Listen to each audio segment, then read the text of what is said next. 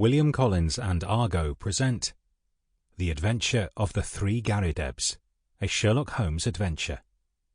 Written by Arthur Conan Doyle. Read by Robert Hardy. The Adventure of the Three Garridebs. It may have been a comedy, or it may have been a tragedy. It cost one man his reason, it cost me a bloodletting, and it cost yet another man the penalties of the law. Yet there was certainly an element of comedy. Well, you shall judge for yourselves.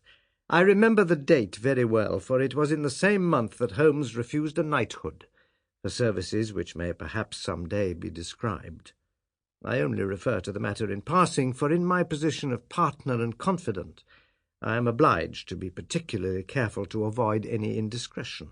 I repeat, however, that this enables me to fix the date, which was the latter end of June, 1902, shortly after the conclusion of the South African War.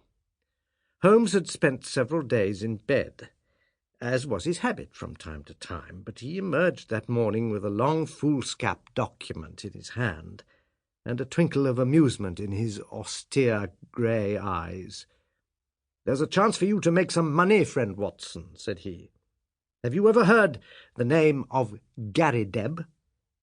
I admitted that I had not. "Well, if you can lay your hand upon a Garrideb, there's money in it." "Why?" "Ah, that's a long story. Rather a whimsical one, too. I don't think in all our explorations of human complexities we've ever come upon anything more singular. The fellow will be here presently for cross-examination, so I won't open the matter till he comes. But meanwhile, that's the name we want." The telephone directory lay on the table beside me, and I turned over the pages in a rather hopeless quest. But to my amazement there was this strange name in its due place. I gave a cry of triumph.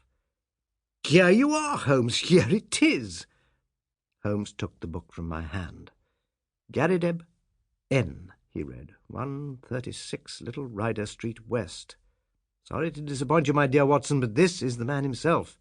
That is the address upon his letter. We want another to match him." Mrs. Hudson had come in with a card upon a tray. I took it up and glanced at it. "Why, here it is!" I cried in amazement. "This is a different initial. John Garrideb, Counselor at Law, Moorville, Kansas, USA. Holmes smiled as he looked at the card. "I'm afraid you must make yet another effort, Watson," said he. "This gentleman is also in the plot already, though I certainly did not expect to see him this morning. However, he is in a position—" Sample complete. Ready to continue?